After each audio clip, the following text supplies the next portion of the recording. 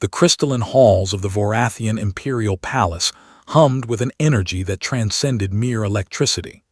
Ambassador Zekthar stood before the Grand Council, his 6 eyes flickering with confusion as he reviewed the data tablet in his primary manipulator.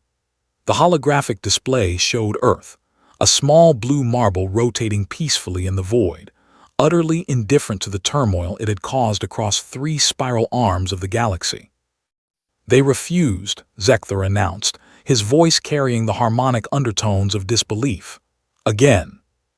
Empress Velindra leaned forward on her throne, her luminescent skin pulsing with agitation.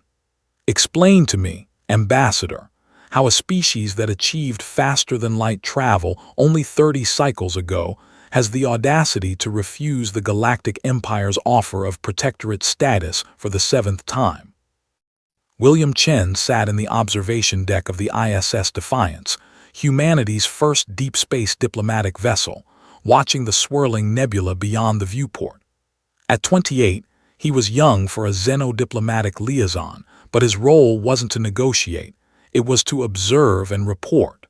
The real decisions happened elsewhere, made by people far more important than him. Beside him, Maya Okonkwo manipulated a holographic interface, her dark eyes scanning through the latest communique from the Vorathian Empire. She was the ship's chief cultural analyst, and her expression suggested she'd found something interesting. "They're offering us mining rights to the Kepler 442 system now," Maya said, not looking up from her work, "plus full access to their medical database, which apparently includes cures for every disease we've ever documented." William whistled low. "That's generous." "It's desperate," Maya corrected, finally meeting his gaze. "This is the 8th offer in 6 months, each one more extravagant than the last. They don't understand why we keep saying no." "Do you understand it?" William asked.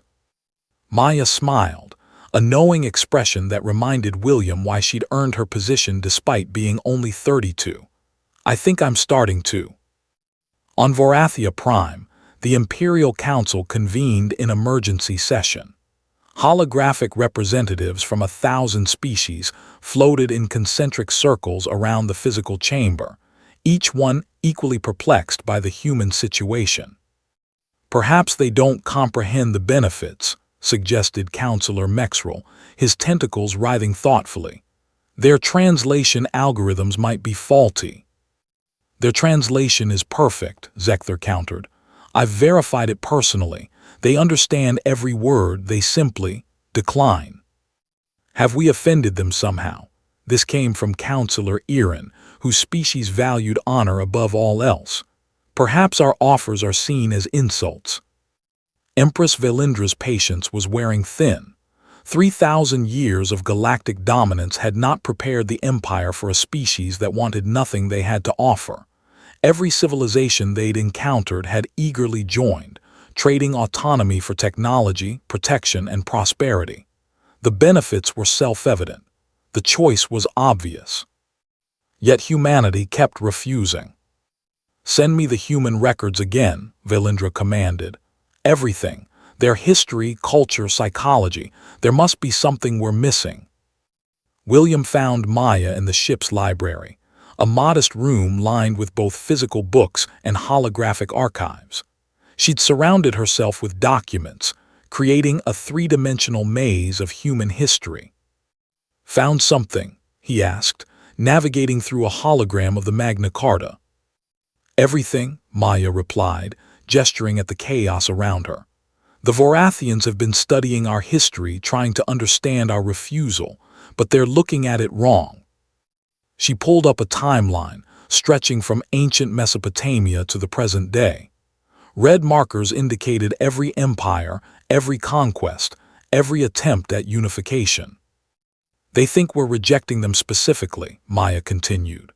"But look at our history, William. We've always resisted empire. Alexander, Rome, the Mongols, the British, the Americans, the Chinese, the global union. Every attempt at creating a lasting empire has eventually crumbled or transformed into something else." "We're not good at being ruled," William observed. We're terrible at it, Maya agreed. But more than that, we don't want to be saved. Look at every offer the Vorathians have made.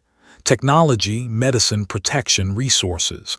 All things we could eventually develop or acquire ourselves. Eventually being the key word. They're offering us shortcuts that could save millions of lives. Maya's expression grew serious. At what cost? Our independence, our identity, the journey itself. The Empress spent 3 days reviewing human records. What she found disturbed her more than she cared to admit. Humans had been offered paradise before, by their own people, by their own leaders. The historical database was filled with utopian movements, benevolent dictatorships, well-intentioned empires. All had been rejected or overthrown, often at tremendous cost. There was a pattern there, something fundamental about human psychology that resisted external control, even beneficial control. They're irrational, the Empress declared to Zecthar during a private meeting. They choose suffering over prosperity if prosperity comes with strings attached. Perhaps, Zecthar said carefully, they have a different definition of prosperity. The words hung in the air like a revelation. Captain Rodriguez called William and Maya to the command deck. A new message had arrived from Vorathia Prime, but this one was different. It wasn't an offer, it was a question. Empress Valindra's holographic form materialized before them, smaller than life-size, almost humble. I wish to understand, she said simply. No negotiations, no offers, just understanding. Why do you refuse us? Captain Rodriguez looked at Maya. You're the cultural analyst. You want to field this one. Maya stood, collecting her thoughts. Your Majesty, your empire has brought peace and prosperity to 1,000 worlds. We don't doubt that. But humanity has learned through bitter experience that there's no such thing as a truly benevolent empire. Power corrupts even the best intentions. Today you offer us protection and technology. Tomorrow you might ask for military support in your conflicts. Next year you might expect tribute. In a generation you might demand compliance. I give you my word, Valindra began. You're mortal, Maya interrupted gently. Your word dies with you. Empires outlast their founders. They evolve, change, become things their creators never intended. We've seen it happen on Earth 1,000 times. William added, we're not rejecting you personally, your Majesty. We're rejecting the concept of empire itself. We'd rather struggle and fail on our own terms than succeed under someone else's. Even if your independence costs lives, Valindra asked. Even if we could cure diseases, prevent famines, protect you from hostile species. Even then, Maya confirmed. Because the moment we accept your protection, we stop learning to protect ourselves. The moment we accept your technology, we stop innovating. The moment we join your empire, we stop being truly human. Silence filled the channel for a long moment. You would rather be free and flawed than protected and perfect, Valindra said slowly. We would rather be ourselves, William said. Whatever that means, whatever it costs. The Empress's hologram flickered thoughtfully. We have ruled the galaxy for 3,000 years. In all that time, no species has ever explained their refusal so clearly. You don't fear us, you don't hate us. You simply choose differently. Yes, Maya said. Then I will make you one final offer, Valindra said. Not of protectorate status, not of membership. An offer of friendship between equals. Trade if you wish. Share knowledge if you desire, but remain independent. Let us learn from your stubbornness, and perhaps you might learn from our experience. Captain Rodriguez smiled. Now that's an offer worth considering.